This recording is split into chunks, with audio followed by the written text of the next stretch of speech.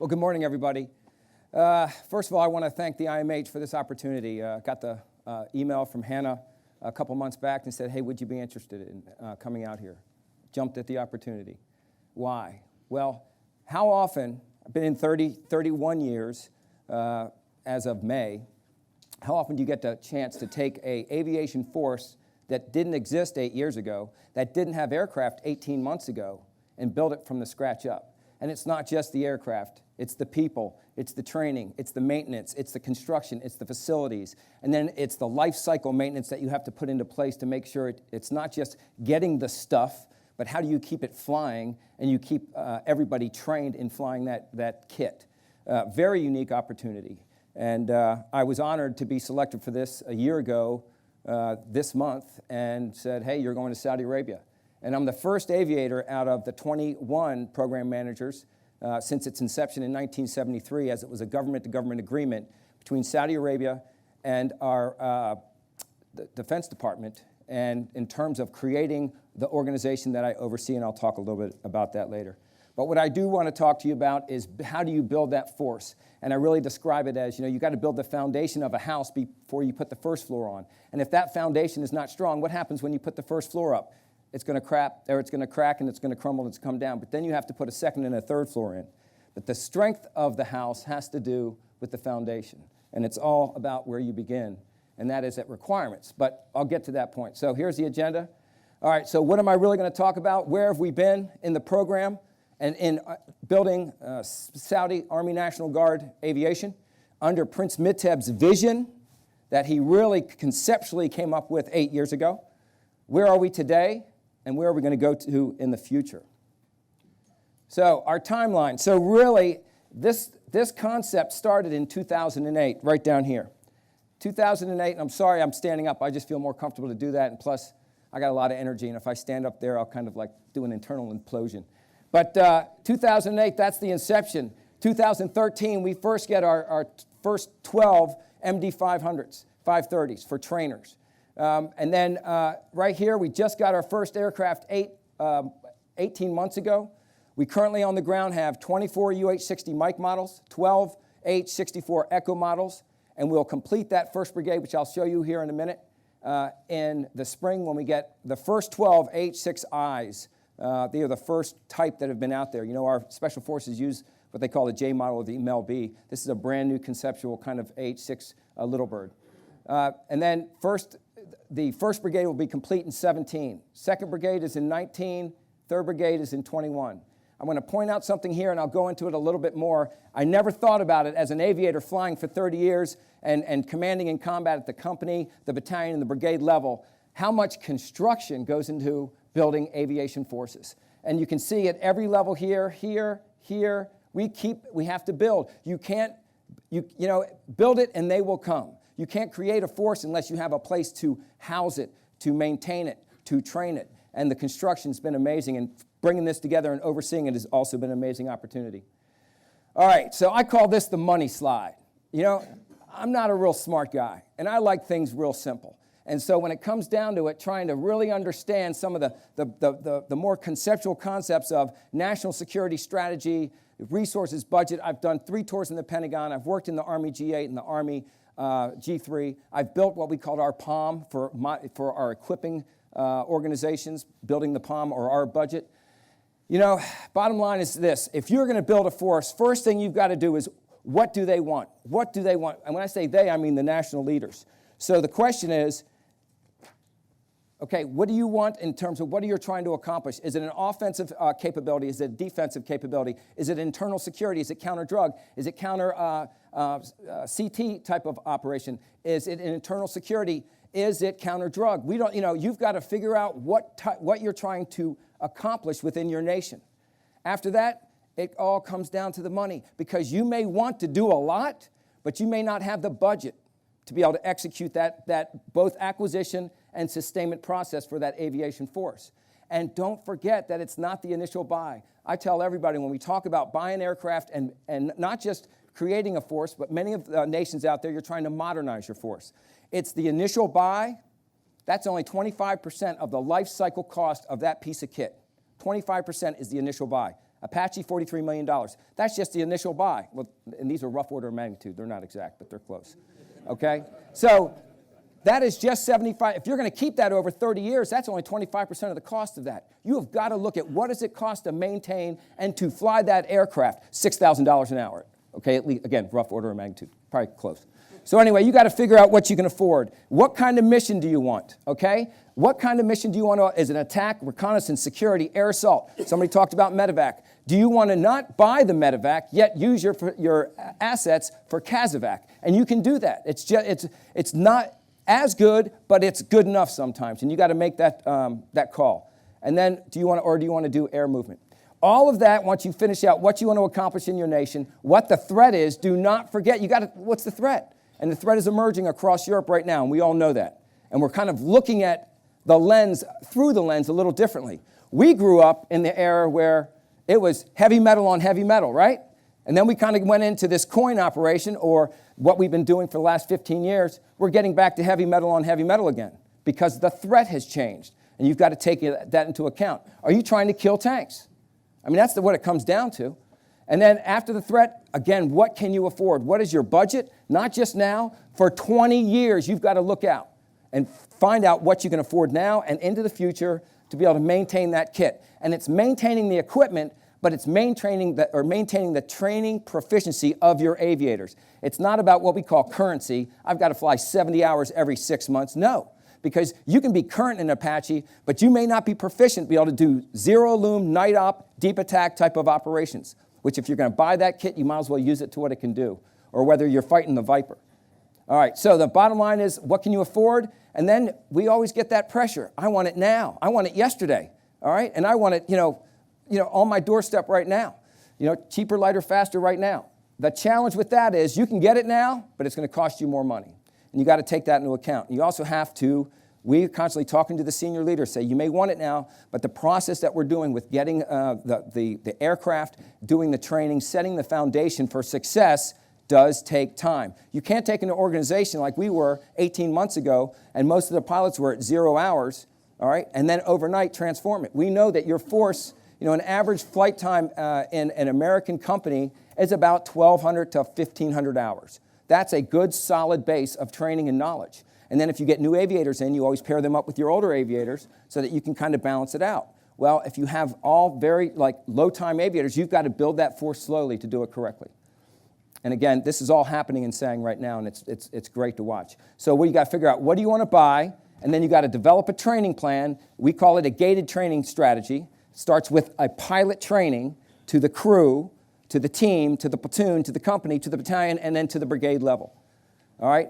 And then you got to execute the program. That's really challenging. I'm learning that every day right now. And then we get into sustainment and modernization. So that's really I call that the money slide, and it's a kind of a simple slide. What are you trying to accomplish? Which drives you to your mission? What can you afford? What is the threat? What do you want to do? What kind of aircraft are you going to buy? Great aircraft out there. There's Apaches, the Viper, there's the Venom, there's the Blackhawk, there's the Chinook, there's the V-22. All have unique capabilities. You got to figure out what you want. All right, so this is the ground base that that SANG came up with at Saudi Army National Guard about what its structure. You've got the aviation division, and then you've got your 1st Brigade, which is just kitted out. It'll be finished in the spring. And then you've got your 2nd, 3rd Operational Brigade, and this is through 2023 is the end state when we'll be complete. And then we've got Durab, very unique, because if you're familiar with the American Fort Rucker, our training base, that's what they're going to create at Durab. That construction project, again, is about 42% complete now, and it's going quite well. Here's what we have in the 1st Brigade right now is 24 Mike models, 12 Echo models, and then those AH-6Is will be they'll be arriving in the May timeframe. And then, of course, again, of any aviation unit, what is required to maintain it is your aviation support battalion, which is critical. All right, so how do we come up with supporting that entire structure and that concept? Here's our current state over here in terms of you've got what we call lines of effort, because it comes down to manning, training, servicing, i.e., fixing your stuff and maintaining. It's not just fixing, you got to refuel it. All the structure necessary to service aviation forces. Then you got to equip it. You got to get your kit in. And then you got to do the net training. And then you got to build the facilities. So these are all our current states. Here's our lines of effort. And I'll tell you, the overall group that I have that I oversee is 236 total. It's about 130 civilian, or 266, so 130 civilian, 136 military. Our aviation 2 years ago had 4 people in it. We have 40 today, and these are subject matter experts, warrant officers, enlisted, senior officers, major and above, instructor pilots, maintenance test pilots, safety officers across the board, and they are embedded with those organizations down to the battalion level, getting them through this process. What's the end state? The end state is we have a fully trained aviation force that's capable of executing its mission. It's supporting itself, and it's a combination, just like we've done in the U.S. military. We call them green suit or blue suiter when it comes to maintainers or maintenance, because you can't, based on your requirements, I can't just rely solely on the enlisted or the maintainers in the green suits. I have to have some type of contract support, and we're going through the same process in Saudi Army National Guard. Then the end state, again, is those 3 operational brigades and the training brigade. I talked to you about the construction facilities. Right now, first of all, Kaj Milan, some of the construction, the airfield alone where they are located in Riyadh is the best facilities I've ever been part of or seen, bar none, in terms of both the size, the capability, the runway length, the facilities, the hardening. It's just absolutely amazing. That's where we have all our sim center. That's where our base training is going right now. I'm a Mike model Black Hawk guy, but most of my combat time and command time has been in the Kiowa Warrior 58D, Little Bird. It's great over urban ops, I guarantee it. It turns like a Miata. I love it. So anyway, so then your 4th Brigade, of course, will be your training. It's in Darab. It's about 40 minutes from where we're located, maybe 50 minutes on a good day, or not on a bad day with traffic, about 40% complete. And then one will be on the East Coast, and another brigade will be on the West Coast. Now, many of you may have seen this slide before, and I didn't know about anything about foreign military sales until last April when I had to go through a class before I could take this job. And I'll tell you, this is not Frank Muth's version of how you understand FMS, all right, because it is challenging to understand what is in a letter of request, how does the process of it go through to a letter of acceptance, and then the end state is you figure out what you're going to get. We have to do this, not just now, but all the time in the program. It has been challenging, but I see the benefits. I didn't understand it solely when I went through that course, but I see the benefits now in terms of the subject matter expertise through the program management offices that come with that kit when it's delivered. I have seen it not work, not through FMS, but please don't anybody take offense, but on some of those direct commercial sales, I'm just saying, when the comment is, oh, you wanted radios with that? Oh, well, I'm sorry, you didn't mention that before, but we can add that in now after you bought it.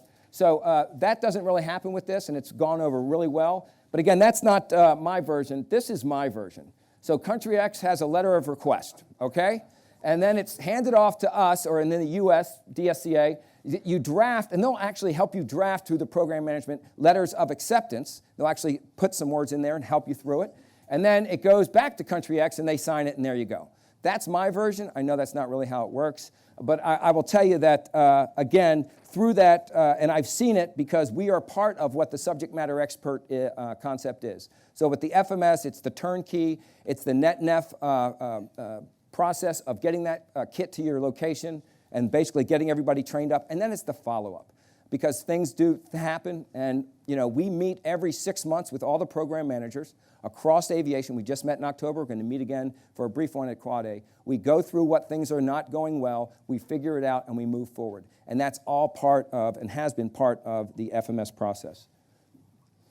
Again, the benefits, the program, insert experts in the program management, and it's enhanced with our program management office of that. Again, we're very unique. No other country has a program management SANG, the office that I'm part of, in terms of its subject matter experts, in terms of the training, but we are also self-contained. We have our own contract division. We have our own G8 division. We have our own program management division, and it helps bring all of that together and provide SANG that on-the-spot training and expertise and the ability to help pay bills and work through problem sets when it comes to both FMS and the delivery of the kit. The bottom line is it's kind of a total package approach, and it's worked quite well for us. So again, the keys to success is the expertise, the cost, Again, you've got to look at that cost. What kind of cost can you afford out there? Again, I can't emphasize enough, because we looked at it hard, is what can you buy now, but what can you support in the future? Again, Apache, Viper, Venom, Blackhawk, it's, you got to make that call. And then it's the logistics and the sustainment and the complete package. We've struggled a little bit with some of the sustainment aspect, but we've worked through some challenges in terms of, who's got the maintenance contract, and we're working through that, and it's actually online now. It's going quite well. Maintain a very high FMC rate, which is nice. So again, I know we're almost getting close on time, so I will rush through this so we can get some questions. But again, the storage of the equipment, you can imagine with the environment in Saudi Arabia at 120 plus degrees in the summer, really starting in about June through September, we've got to make sure the facilities can not just store our equipment, but also keep it in an environment where it doesn't shorten its duration in life, both because of the dust and because of the heat.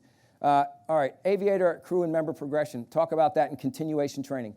Remember, when we started to build the force, you've got to take into effect that you're receiving kit, you're building a force, you're training the force, but then you're receiving more kit, which means you have to expand your force. You have to keep this one trained as you're bringing in a new one and starting basic training again, keep the proficiency over here, get this to a certain proficiency, this next brigade, and continue on until you finish. It is a constant, you've got to constantly strive for excellence and constantly strive to get out there. Make sure you're optimizing every bit of flight hour. And we do have very good simulations. So it's live, construct, or virtual, making sure before you pull that trigger, push that button, start that engine, make fuel into exhaust, you've got to make sure you're optimized every bit of simulation so when you get out there, you can optimize the time in the aircraft.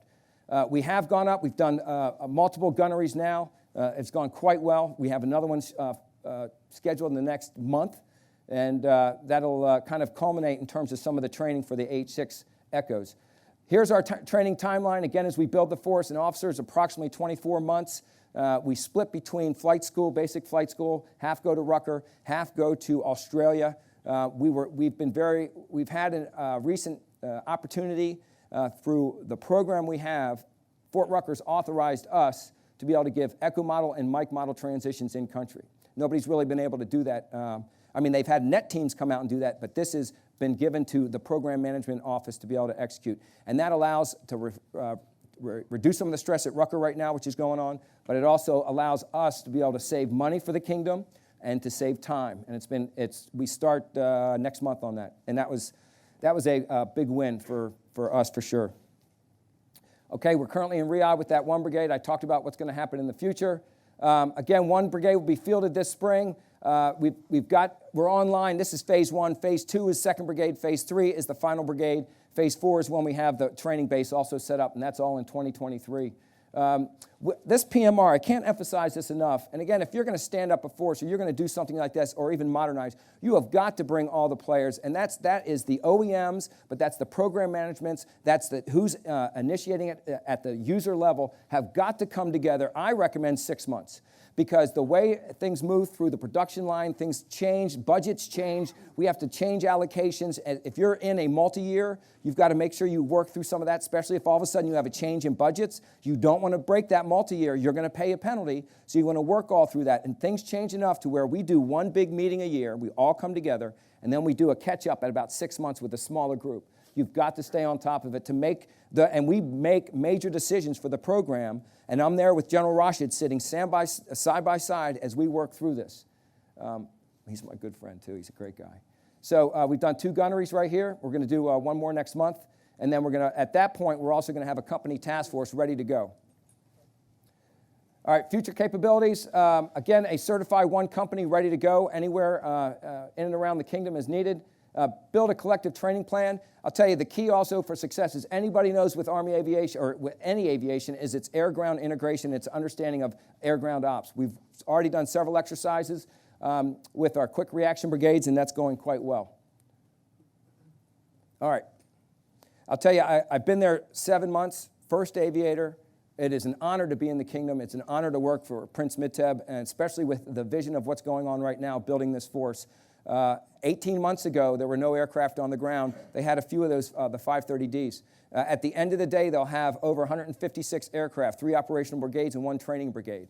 And building that force from ground up has taken, again, it's the professionalism of our both teams, the Saudi Army National Guard, the Ministry of the National Guard, and also the PM office coming together, executing the vision of Prince Mitteb and the King, and then building that force as a capable force in 2023, capable of supporting what is necessary throughout the kingdom. It's been an honor to be able to come here today and speak to everybody. I know we get a chance to sit a panel tomorrow, and I look forward to your questions. Thank you very much.